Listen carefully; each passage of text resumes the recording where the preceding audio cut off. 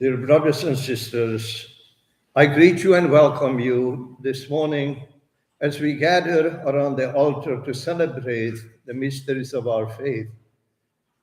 This Holy Eucharist we offer for the repose of the soul, our beloved friend Hail Ferry, who passed away 2 weeks ago. I greet you in English, although we gather here as a Hungarian Catholic community, knowing that some of you may not speak Hungarian. So welcome, and together we celebrate this Holy Eucharist and especially pray for our friends Ferry.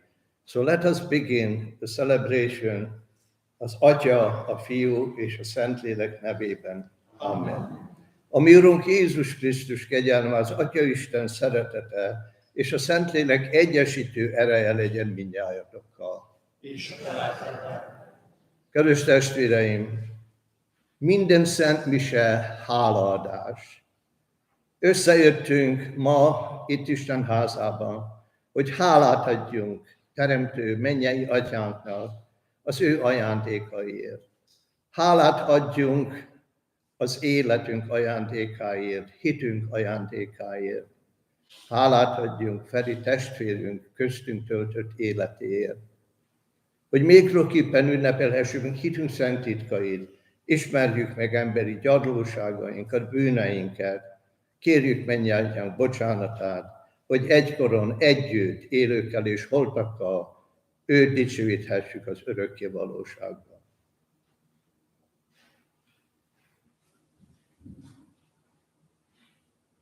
Gyónom a mindenható Istennek, és nektek testvéreim, hogy sokszor és sokat vétkeztem, gondolattal, szóval, cselekedettel és mulasztással.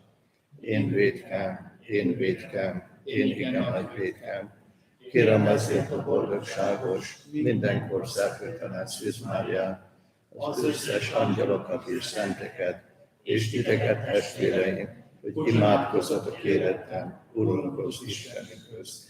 Irgalmazza nekünk a mindenható Isten, bocsássa meg bűneinket, és vezessen el az örök életre.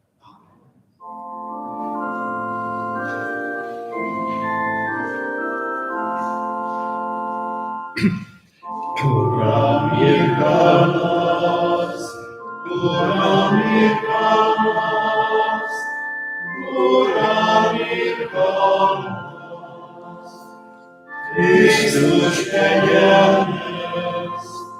Krisztus kegyelmez! Krisztus kegyelmez! Uram, irgalmaz! Uram, irgalmaz! Uram, irgalmaz! Dicsőség a magasságban Istennek, és a földön békesség a jó akaratú embereknek. Dicsőítünk téged, áldunk téged, imádunk téged, magasztalunk téged, hálát adunk néked, nagy dicsőségedért. Urunk és Istenünk, mennyei király, mindenható Atya Isten, Urunk Jézus Krisztus, egyszülött Fiú, Urunk és Istenünk, Isten báránya, az Atyának fia. Te elveszed a világ bűneit, irgalmaz nekünk. Te elveszed a világ bűneit, hallgass meg könyörgésünket. Te az Atya jobbján ülsz, irgalmaz nekünk. Mert egyedül te vagy a Szent, te vagy az Úr, te vagy az egyetlen földség, Jézus Krisztus, a Szentlélekkel együtt, az Atya Isten dicsőségében.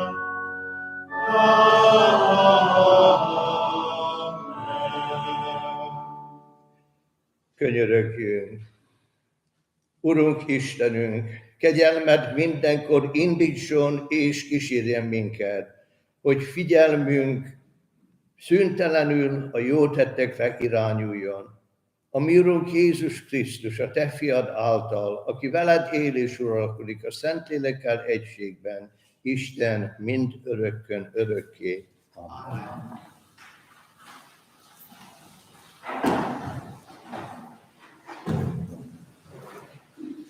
Olvasmány a Királyok második könyvéből. Elizeus próféta szavára a leprában szenvedő arab Námán lement, és az Isten emberének utasítása szerint 7-szer aláverett a Jordánba. A teste újra olyan lett, akár egy kisgyermek teste. Aztán egész kíséretével visszatért az Isten emberéhez. Bement, eléje állt, és azt mondta: valóban, most már tudom, hogy nincs Isten az egész földön, csak Izraelben. Fogadj el ezért szolgáltól némi ajándékot. De az így felelt: úgy igaz, ahogy az Úr él, akinek szolgálatában állok, nem fogadok el semmit.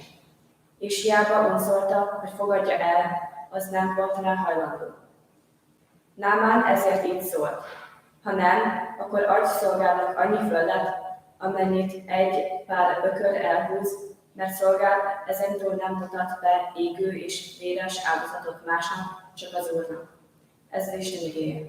Isten megkívánja. Válaszoltál, válasz.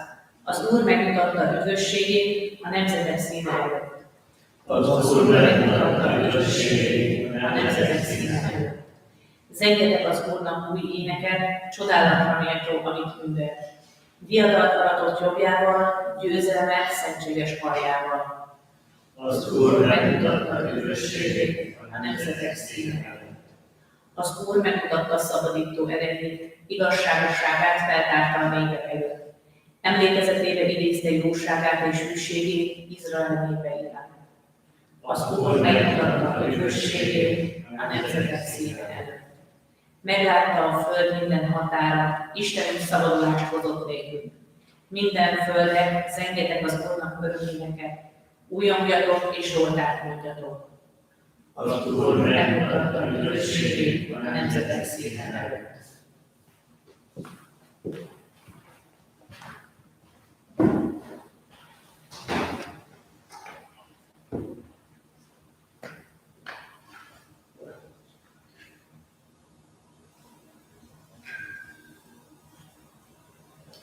Szent Lecke, Szent Pál apostolnak Timotéushoz írt második leveléből. Szeretett fiam, ne felejtsd, hogy Jézus Krisztus Dávid sarja feltámadott a halálból. Erről szól evangéliumom, amelyet megkurcoltak. Sőt, mint valami gonosztevőt, bilincsbe ismertek, de az Isten szava nincs megbilincselve. A választottakért tehát mindent eltörök, hogy az örök dicsőségben ők is elnyerjék az üdvösséget Krisztus Jézusban. Igaz kényelmetés ez, ha meghalunk vele együtt élni is fogok. Ha törünk vele együtt uralkodni is fogok. Ha azonban megtagadjuk őt, ő is megtagad minket. De ha mi hűtlenné válunk, ő hű marad, mert önmagát nem tagadhatja meg. Ez az Isten igéje. Istennek legyen hála. Halleluja, halleluja. Halleluja, halleluja. Adjatok hálát mindenért, mert Isten azt kívánja minnyájoktól Krisztus Jézusban. Halleluja. Az Úr legyen veletek. És az elvet. Evangélium Szent Lukács könyvéből. Jézus egyszer útban Jeruzsálem felé áthaladt Szamaria és Galilea határvidékén. Amikor betért az egyik faluba, 10 leprás férfit jött vele szembe. Még messze voltak, amikor már megálltak, és hangosan így kiáltottak. Jézus Mester, könyörülj rajtunk! Ő rájuk tekintett, és így szólt hozzájuk. Menjetek és mutassatok meg magatokat a papoknak. Útközben megtisztultak. Az egyik, amikor észrevette, hogy meggyógyult, visszament, hangos szóval dicsőítette Isten. Arcra borult Jézus lába előtt, és hálát adott neki. És ez az ember szamaritánus volt. Jézus megkérdezte, nem de 10 tisztultak meg? Hol maradt a többi 9? Nem akadt más, aki visszajött volna, hogy hálát adjon Istennek, csak ez az idegen. Aztán hozzáfordult, kelj fel és menj, hitek meggyógyított téged. Ezek az evangélium igéi. Halleluja.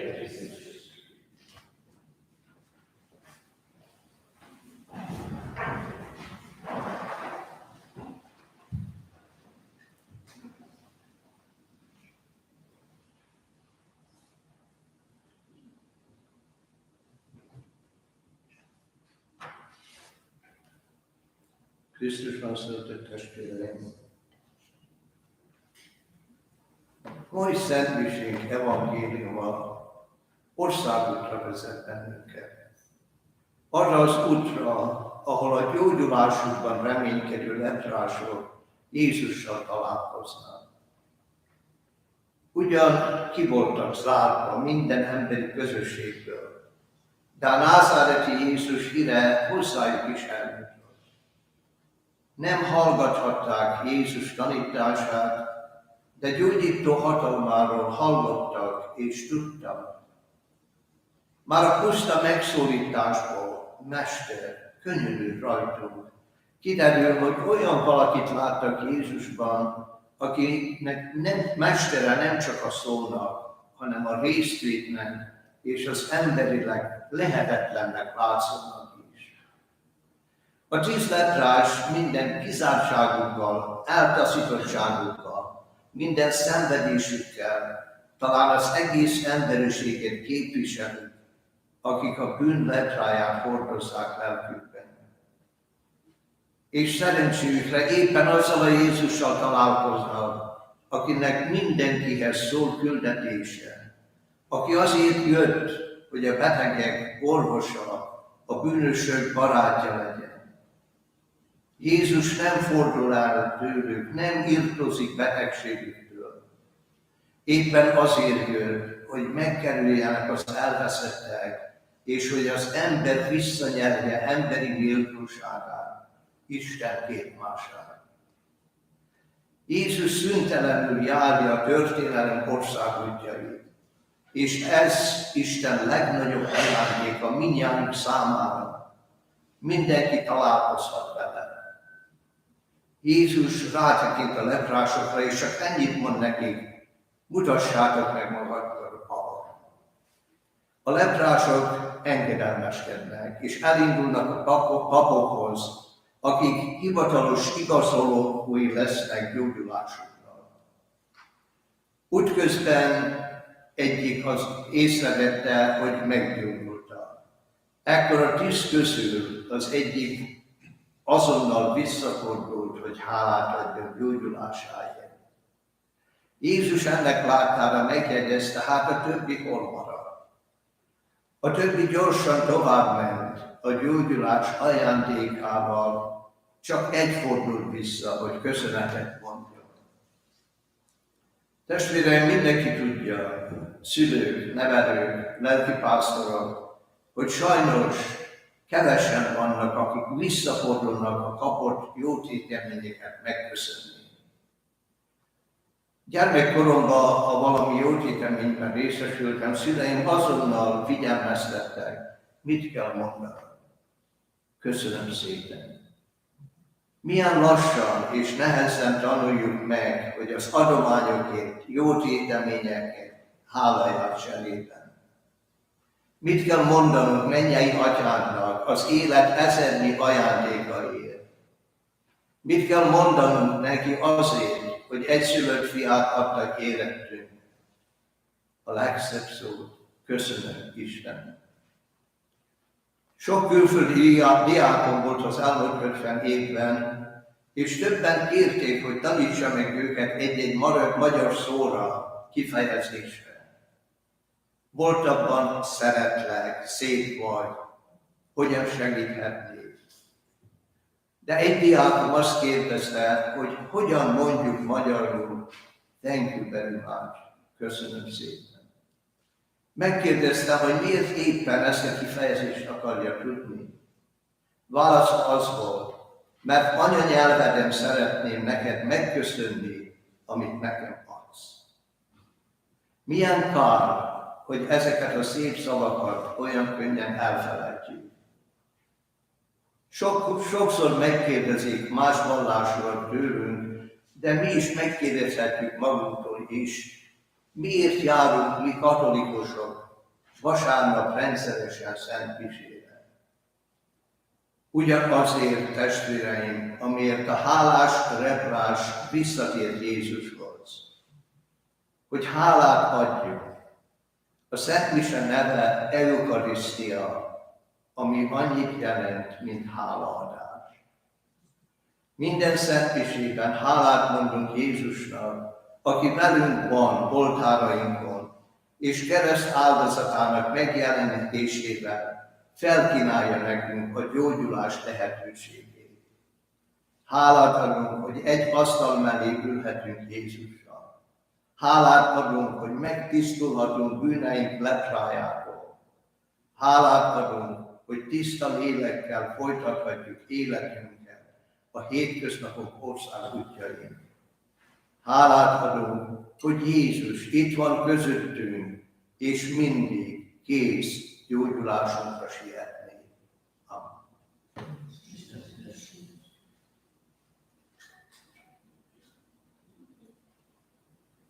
És testvérem, együtt vagyunk, és szentítünk el. Hiszek egy Istenben, minden hatalommal, mennek és törnek, és Jézus Krisztusban, az ő egyszülött fiában, a mi Urunkban, a fiatal Szentlélektől, született Szűz Máriától, szenvedett Poncius Pilátus alatt, megfeszítették, meghalt és eltemették. Alászállt a poklokra, harmadnapon feltámadt a halottak közül, fölment a mennybe, ott ül a mindenható Atya Isten jobbján, onnan jön elítélni élőket és sórokat. Hiszek Szentlélekben, hiszem a katolikus Szent Egyházat, a szentek közösségét, a bűnök bocsánatát, a test feltámadását és az örök életet. Amen. Könyörögjünk, testvéreink, Urunkhoz, Jézus Krisztus, hogy jöjjön segítségünkre, ha bajban hozzá kiáltunk.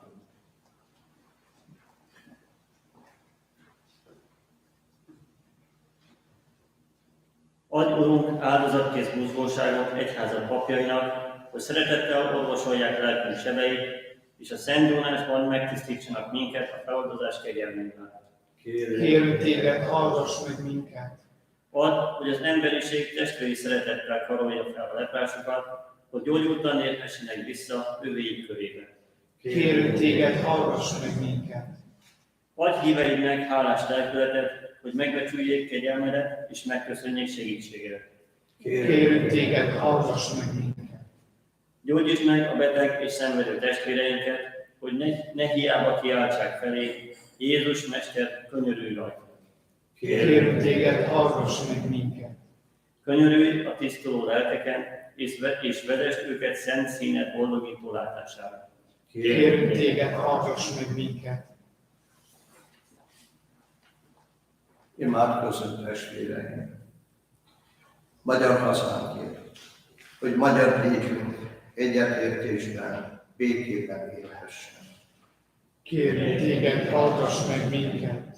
Imádkozzunk azért a 13 magyar testvérünkért, akit 1849. október 6-án kivégeztek, akik mártírhalál szenvedtek. Kérünk téged, hallgass meg minket. Imádkozzunk mindazokért, akik háború, koronavírus, vagy természeti csapások miatt szenvednek, hogy tudjunk az ő segítségükre önni, és Isten velük legyen szenvedésük órájában. Kérünk téged, hallgass meg minket. Imádkozzunk közösségünk idős és beteg tagjaiért, ma különösen Szoboszlai Márta, Szabó Józsi és Katalin, Hája Katriana, Szabó Zsuzsanna, Nagy Gergely, Gilbert Szilvia, és közösségünk minden idős és beteg tagjáért, hogy a mindenható Isten érintsen őket gyógyító kezéből, és adja vissza teljes egészségüket. Kérünk téged, hallgass meg minket. Imádkozzunk közösségünk által tagjaiért, ma különösen Hájék felül testvérünkért és közösségünk minden elmúlt tagjáért, hogy mindnyájan nyerjék el az örök élet nyugalmát és békéjét. Kérünk téged, hallgass meg minket. Urunk, a könnyelműen elkövetett bűneink beszennyezték lelkünket, tisztíts meg minket irgalmas szereteted által, add, hogy szentjeid körében hálásan magasztalhassunk téged, aki élsz és uralkodol, mind örökkön örökké. Amen. Amen.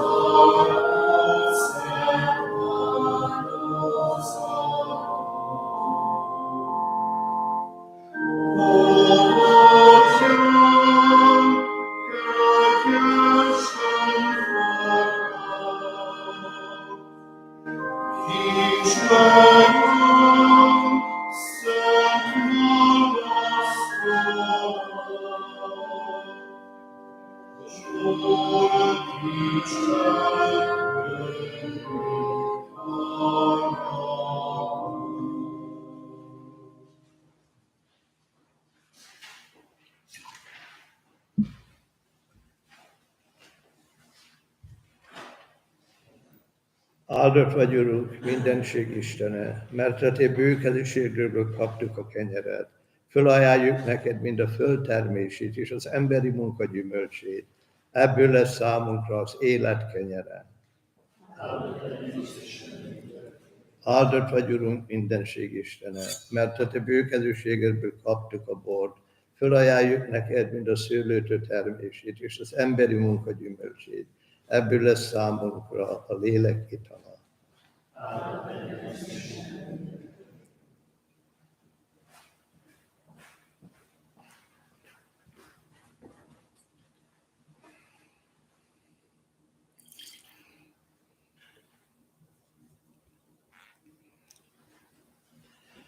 Imádkozzatunk, testvéreim, hogy áldozatunk kedves legyen a mindenható Atya Isten előtt. Fogadja el az áldozatot.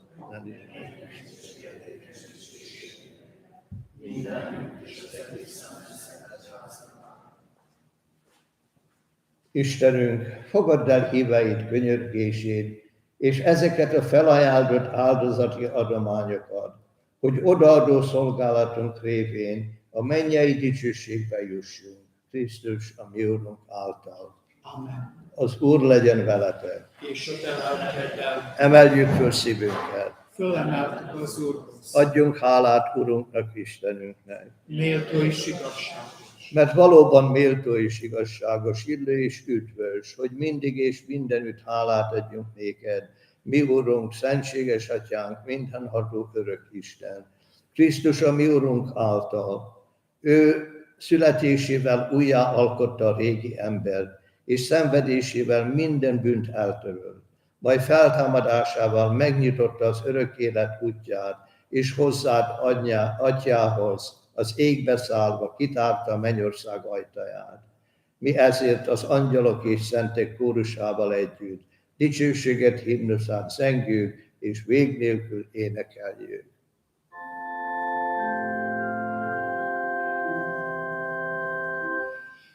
Szent vagy, szent vagy, szent vagy, mindenség Ura Istenem, dicsőséggel letölti a mennyet és a földet, Hossanna a magasságban. Áldottnak éljen az Úr nevében, Hossanna a magasságban. Valóban szent vagy Istenünk, és méltán dicsőít téged alkotásod az egész teremtett világ. Mert fiad, a mi Urunk Jézus Krisztus által a Szentlélek erejével éltetsz, és megszentelsz mindent, és népet gyűjtesz magad köré szüntelen, hogy napkelettől napnyugatig tiszta áldozatot mutasson be néked. Kérve kérünk tehát Istenünk, a Szentlélek által szenteld meg áldozati adományunkat, hogy teste és vére legyen fiadnak, a mi Urunk Jézus Krisztusnak, akinek rendelése szerint ezeket a szent titkokat ünnepeljük. Ő ugyanis azon az éjszakán, amelyen elárultatod, kezébe vette a kenyeret, és neked hálát adva áldást mondott, megtörte, majd tanítványnak adta, és így szólt. Vegyétek, és egyetek ebből mindnyájan, mert ez az én testem, mely értetek adaték.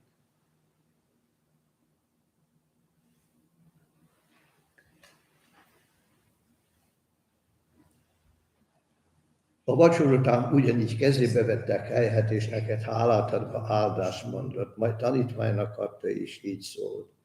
Vegyétek, és igyatok ebből mindnyájan, mert ez az én vérem kelyhe, az új és örök szövetségé.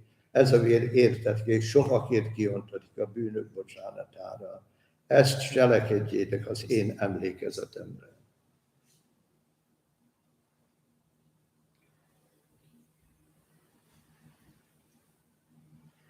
Íme hitünk szent titka, halálodat hirdetjük, Urunk, és hittel valljuk feltámadásodat, amikor megjössz. Annak emlékét ünnepeljük tehát, hogy fiad föl üdvösségünkért szenvedett, csodálatosan feltámadt, fölment a mennybe, és második eljövetelét várva, hálás szívvel felajánljuk neked ezt az élő és szent áldozatot. Tekints kérünk egyházad áldozati adományára, ismert fönn benne fiad áldozatát, amely által kihengesztelődni akartál. Add, hogy mi, akik az ő testét és vérét magunkhoz veszünk, szent lelkével eltelve egy test és egy lélek legyünk Krisztusban. Ő tegyen minket neked szentelt örök áldozattá, hogy elnyerhessük az örökséget választottaidat, elsősorban Isten anyjával, a boldogságos Szűz Máriával, szent apostolaiddal, a dicsőséges vértanúkkal és minden szenttel együtt. Az ő közbenjárásukban bízva reméljük, hogy mindenkor megsegítesz minket. Kérünk Istenünk, hogy engesztelő áldozatunk hozzon az egész világnak békét és üdvösséget. Erősíts még meg hitben és szeretetben, földi zarándok útját járó egyházadat, szolgádat, Ferenc pápánkat, Szalvator püspökünket, a püspökök testületét, a papságot és egész megváltott népedet. Teljesíts kedvesen házad népek kéréseit, hiszen te akartad, hogy színedé álljon. Jóságos atyánk, vondd magadhoz irgalmasan a világon szétszóródott valamennyi gyermekedet. Emlékezzél meg Ferenc testvérünkről, akit magadhoz szólítottál ebből a világból. Add, hogy aki a kerességben titokzatos módon részesült fiat halálában, részesüljön fiat feltámadásában is, amikor a holtakat életre kelti a földporából, és romlandó testünket megdicsőült testéhez hasonlóvá teszi. Többi elhunyt testvérünket pedig, és mindazokat, akik a te kegyelmedben költöztek el ebből a világból, fogadd be jóságosan országodban. Ott majd reményük szerint velük együtt mi is, dicsőségedben örökre részesülünk, amikor letöröl szemünkről minden könnyet, és színről színre látunk téged, Istenünk. Hasonlók leszünk hozzád mind örökre, és szüntelenül dicsőítünk téged Krisztus Urunk által, mert általa árasztod el minden jóval a világot. Ő általa, ő vele és ő benne, a tiéd mindenható Atya Isten, a Szentlélekkel egységben, minden tisztelet és dicsőség, mind örökön örökké. Amen. Üdvözítünk parancsára, és isteni tanítás szerint együtt így imádkozunk. Mi atyánk, aki a mennyekben vagy, szenteltessék meg a te neved, jöjjön el a te országod, legyen meg a te akaratod, amint a mennyben, úgy a földön is.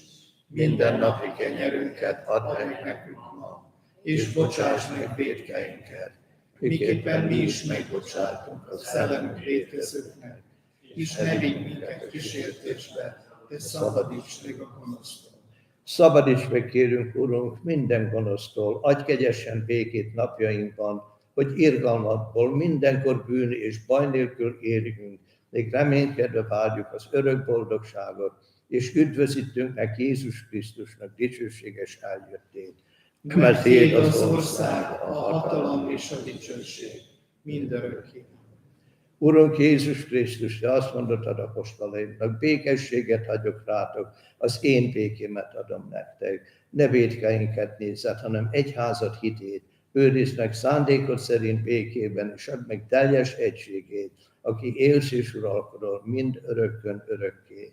Amen. Az Úr békéje legyen veletek mindenkor. És a te lelkeddel. Köszöntsük egymást Krisztus békéjével.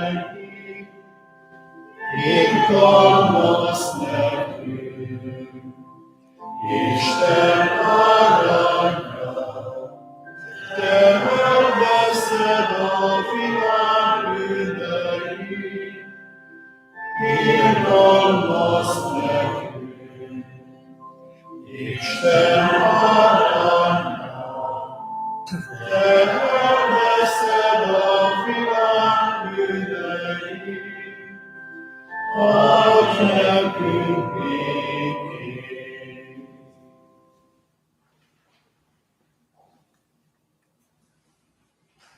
Íme az Isten báránya, íme, aki elveszi a világ bűneit. Boldogok, akiket meghív asztalához Jézus, az Isten bárány. Uram, Nem vagyok méltó, hogy hajlékomba jöjj, hanem csak egy szóval mond, és meggyógyul az én lelkem.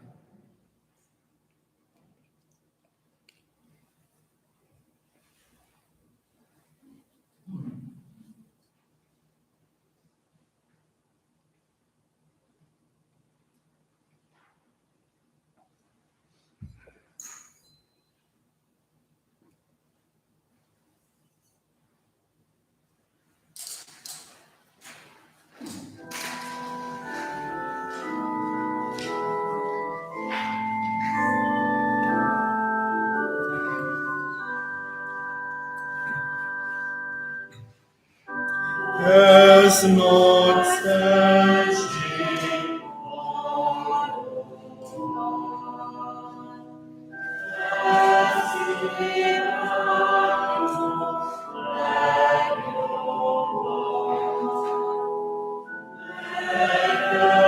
Krisztus, nekünk vagyok,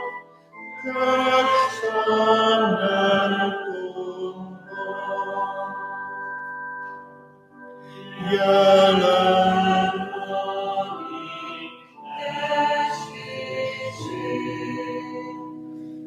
minden Isten lesz felért.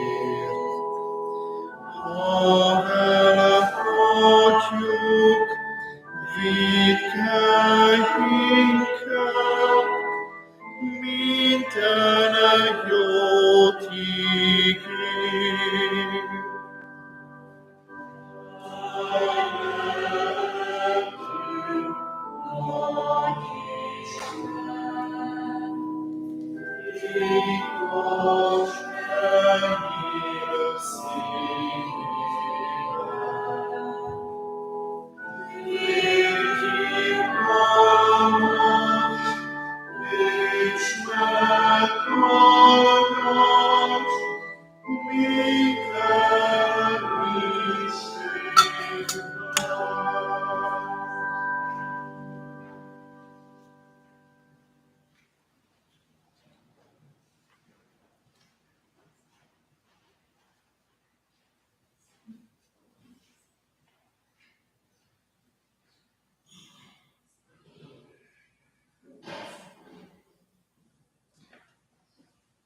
Please, one more.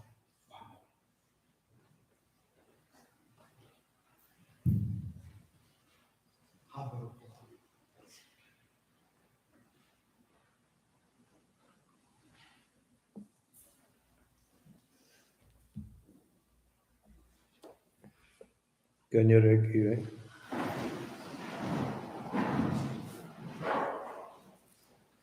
Kérve kérjük fölségedet, Istenünk, hogy amint fiad szent testével és vérével táplálsz, tégy minket az isteni élet részeseivé, Krisztus a mi Urunk által. Amen. Az Úr legyen veletek, És a te lelkeddel. és a mindenható Isten áldása szálljon reátok, maradja veletek mindörökké az Atya, a Fiú és a Szentlélek nevében. Amen.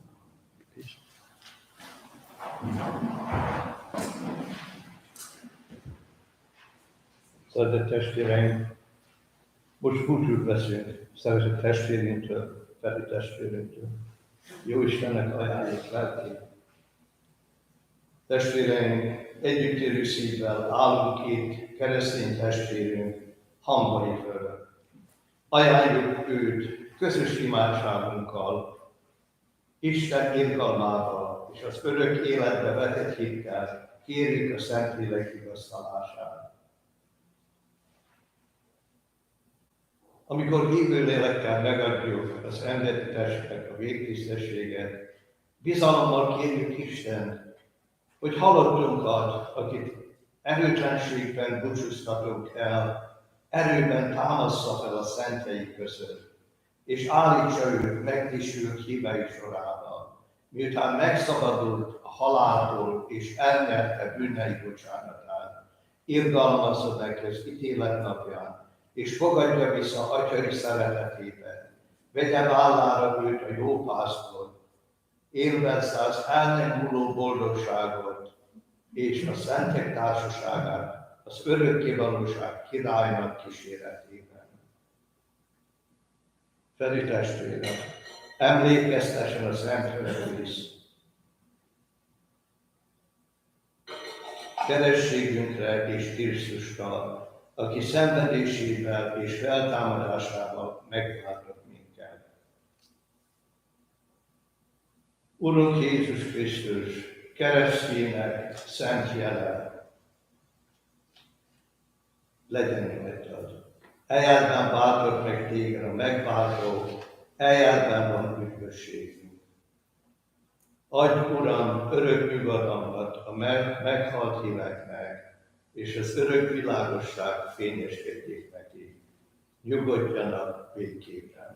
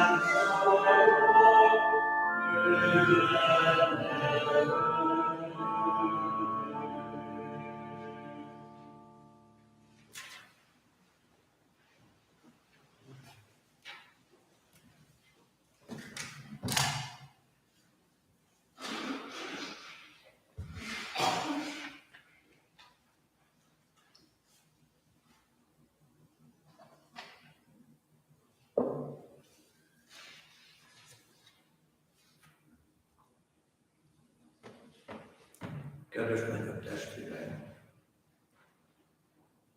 Ma ismét együtt vagyunk, hogy hálát adjunk Istennek az ő ajándékaiért, amelyekkel elárasztott bennünket életünk folyamán.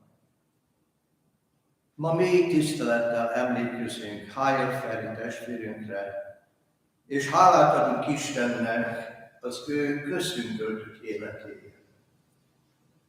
Azzal a mély meggyőződéssel álljuk körül Feri testvérünk földi maradványait, hogy az Úr Jézus méltó helyet készített számára az örök honban.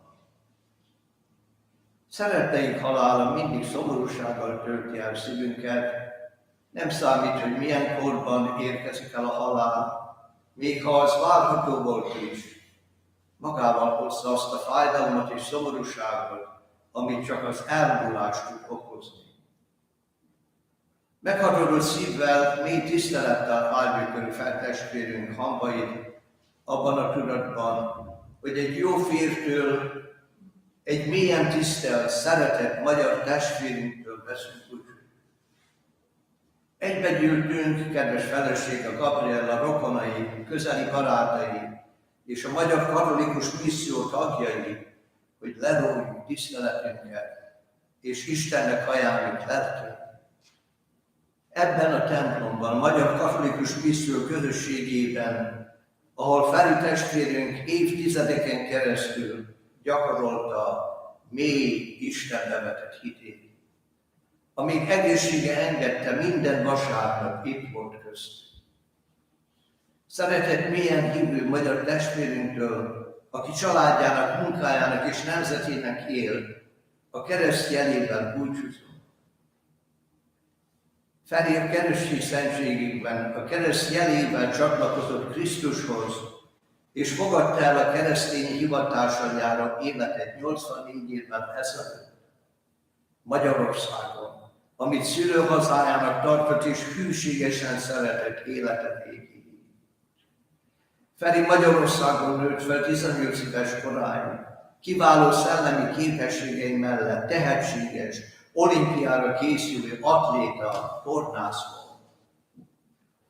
Az ő életében is beleszólt 1956-os forradalom. A forradalom letiprása után szüleivel és húgával el kellett hagyniuk hazájukat. Szerbián keresztül az Egyesült Államokba vándoroltak, és a kaliforniai Wintersben telepedtek le, ahol Feri befejezte középiskolai tanulmányait, ami után a Davis Egyetemen szerzett építészmérnöki diplomát, majd mesterdiplomát a Santa Clara Egyetemen és Stanford Egyetem építészeti karán doktorátus szerzett 1985-ben. Kedves feleségével, Gabriellával 1964-ben találkoztak, és 68-ban esküdtek hűséget egymásra, és több mint fél évszázadon keresztül élték alkotó életüket együtt. Feri alkotó évei több mint 4 évtizedet a hírneves Northrop Grumman cégben töltött, amíg vissza nem vonult 2008-ban. Feri szakmai tudása és mindig közreműködő egyéniségének fogva mindenütt és mindig nagy tiszteletnek örvendett. Mindig kész volt bárkinek segítő kezet nyújtani munkahelyén, és itt, a mi kis magyar közösségünkben is. Életének utolsó szakaszában el kellett fogadnia a keresztet, amiben leggazdagabb volt, fizikai tevékenységének fogyatékosságát kellett elfogadni teremtőjétől. Halála előtt 2 héttel, amikor meglátogattam, elláttam a betegek szentségével, és magához vette az Úr Jézus. Mikor búcsút vettem tőle, megragadta a karomat, mélyen rám nézett, és töredező szavakkal ezt mondta: mindenkit szerettem, mindenkinek köszönetet mondom. Feri testvérünk élete mozgalmas, aktív élet volt, tele kihívásokkal és megpróbáltatásokkal, de azokat mindig le tudta győzni, mert élete folyamán mindig közel maradt megváltójához, az Úr Jézushoz. Feri testvérünk mindig tisztában volt azzal, hogy az Úr Jézus nagy árat fizetett értünk, halálával váltott meg bennünket. De annak is mélyen tudatában volt, amint a mai szent leckében hallottuk: ha meghalunk vele együtt élni is fogunk. Ezzel a tudattal és hittel érte Feri testvérünk földi életét. Most nyugodtan pihenhet a kereszt árnyékában, mert megváltásunk szent jele az állaga annak, hogy Jézus valóban helyet készített neki örök otthonában, ahol őt szeretett karjaiba fogadta. Feri testvére, nyugodj békében. Most megkérem Gabriellát, jöjjön és emlékezzen kedves férjét.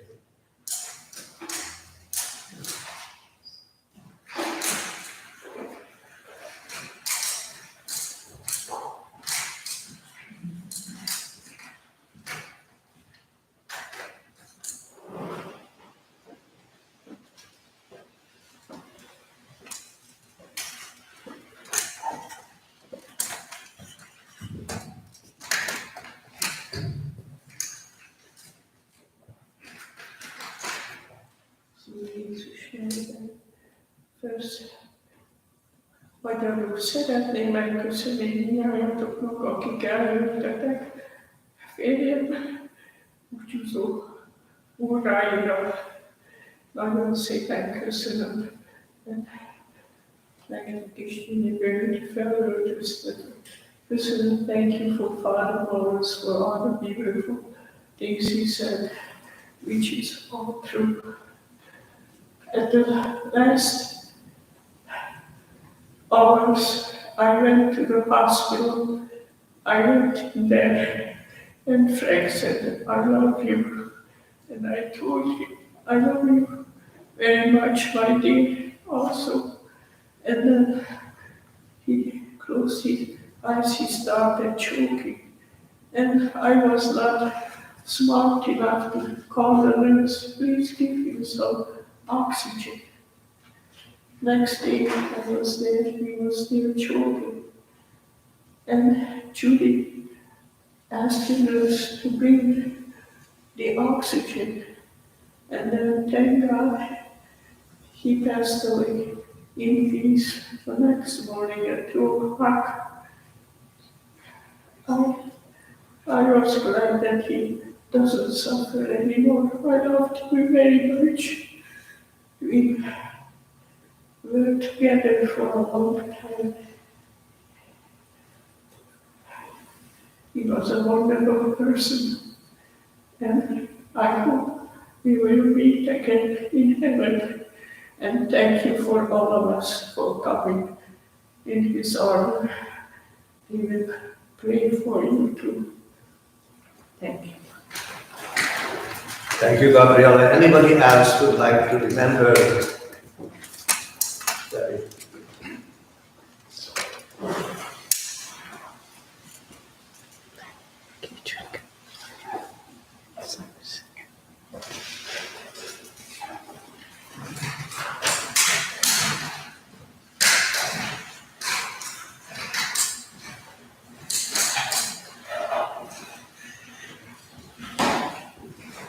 Good morning.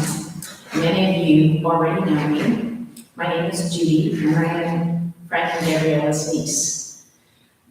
Frank was very instrumental in the direction of my life and where I am today. As a young child, I was absolutely horse crazy, and all I ever wanted was my own horse. And when I was 16 years old, I was given a wonderful horse for free.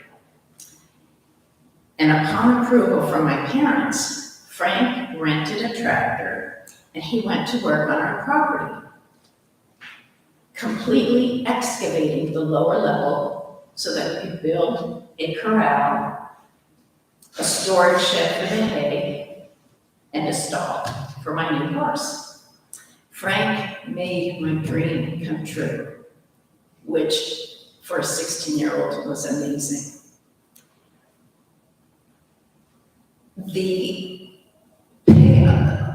Unfortunately, Frank also received the worst poison oak of his life ever, and he was able to take it in stride and laugh it off every time we talked about him and the tractor and my corral. And every year during my teenage years, Frank and Gabriella would always take me to UC Davis to the annual picnic day in April. And we would tour the campus, watch the parade, but especially we would go to the veterinary school and visit the various areas, especially the equestrian center.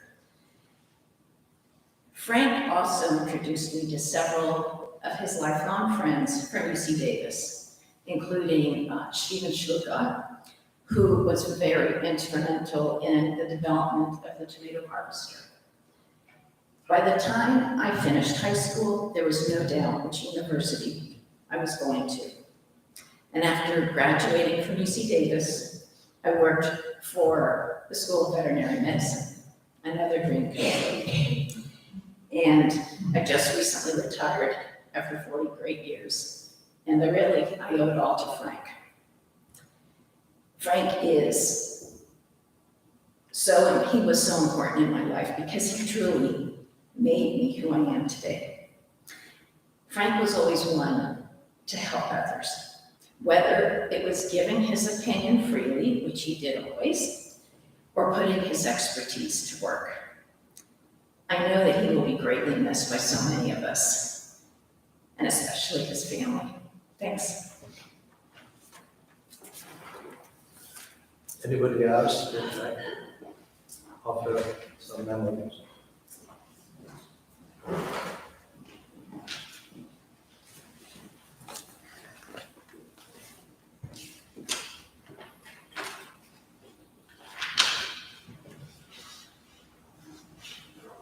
My name is Matt Coleman, and I'm here on behalf of myself and Roland Van Houten, my stepfather, and Tatiana Van Houten, my mother.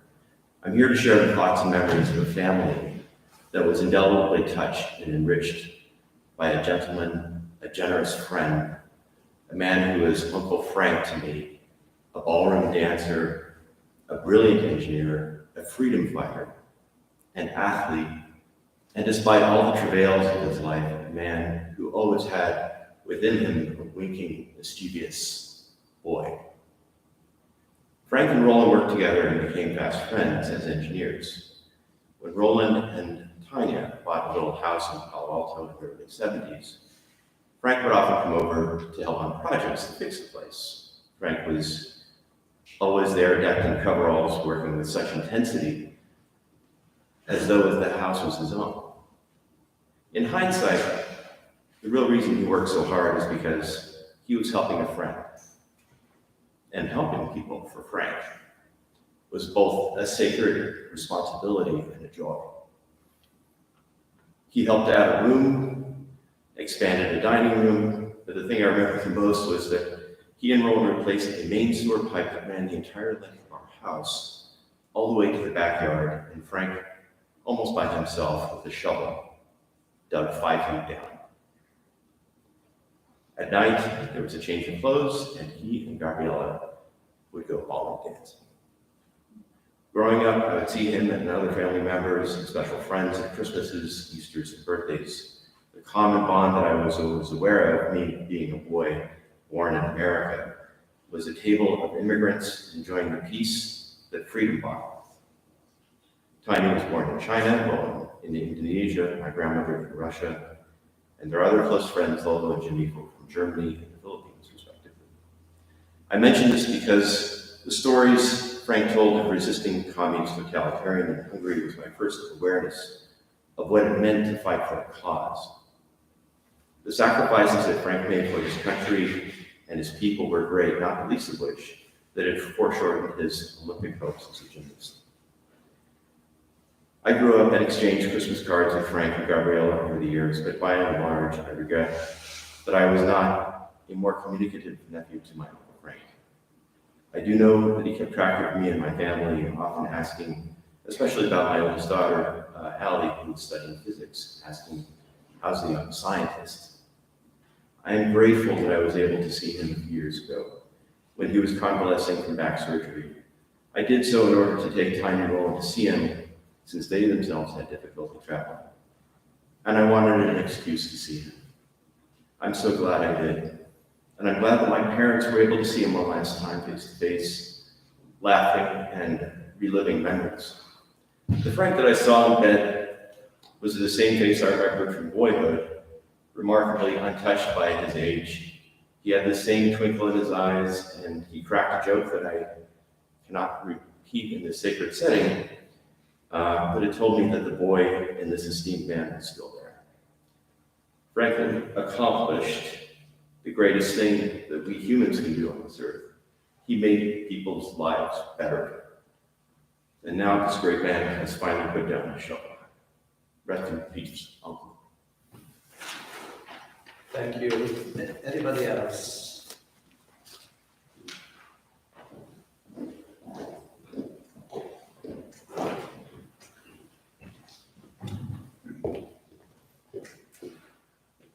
Well, good afternoon, everyone. My name is Tony Gaspar, or Gaspar, as you might say, or would say. My father is Miklos Gaspar, and he is the youngest brother in the Gaspar family. And my dad was an Air Force pilot, and so we traveled all around the world. And while I was born in California, my travels took us all around the world, and finally we ended up as adults back in California. But I always loved coming back to California visiting. I loved going to Debbie Maney and Fetty Bachi's house. It was just an amazing place to be. Debbie would prepare incredible Hungarian dishes for us, and Frank would just relish our time together. He was such an involved uncle. He always cared. He always asked great questions. And when he spoke for a reason. I always listened. There was purpose for when Frank spoke. And we were very fortunate I was very fortunate to have him for an uncle. He was a wonderful man. One of my fondest memories was in the mid-'70s, when we were on our way to Okinawa. We stopped here and we went to Yosemite. And as Matt mentioned, Frank was a gymnast in his youth, and he was a very powerful man. I remember being impressed with his physicality when I was a kid. I mean, he was just so stocky and strong. And he decided it would be a good idea to take his 5 nieces and nephews up to the top of Half Dome. Now, if any of you know anything about Half Dome, it's a very, very tough 11-mile hike with the culmination of the scaling of the Half Dome granite surface up to the top. It's about if I remember correctly, my facts could be a little off, but about a 1,500-foot climb using cables, steel cables that they would put along the rock, and it would allow you to hold on and not fall off to your demise. If you fall, it's over. There's no stopping. So Frank took 5 of the 6 of us kids, if I remember correctly, up to the top of Half Dome. He tied a rope around himself, and then he tied a rope around each of my 4 other siblings and myself. And he confidently hiked us to the top of Half Dome. And I'm shocked by it because I've gone back as an adult with my children, and I was terrified for my children. And I cannot imagine the amount of responsibility it took and the confidence it took to take your 5 nieces and nephews, ranging from age 10 or 8, I was 10 at the time, up to my 14-year-old sister, older sister. It was really a very fond memory. I have a picture on my phone, and I absolutely cherish that picture each and every time I see it. Another comment made about Frank was his mischievous twinkle in his eye, and that's exactly the thought I was having when I was sitting down thinking about Frank. He always had a twinkle in his eye, and the twinkle was there till the very end. I was fortunate enough to see Frank several months ago, and even at his advanced failing age and failing health, he still had that twinkle in his eye.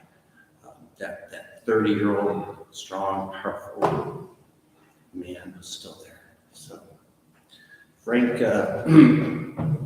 a reminder that feeble old men were warriors in their day, and he was a wonderful, wonderful warrior, a great uncle, and miss him dearly. Gubby, we love you very much. Thank you. Thank you. I think we can continue our remembering of dear friend Ferry up in the student dining room. On behalf of the family, I invite you all for a little reception. And I thank Father Goran for joining us and our readers who are reading the liturgical readings. And again, you are welcome to come for the reception. My usual custom is to greet you at the entrance to the church. Today I'm heading up to the dining room and I'm going to greet you there, since it is my duty to make sure there will be something to enjoy. So God bless you, and thank you all for coming and honoring our beloved friend, Ferry.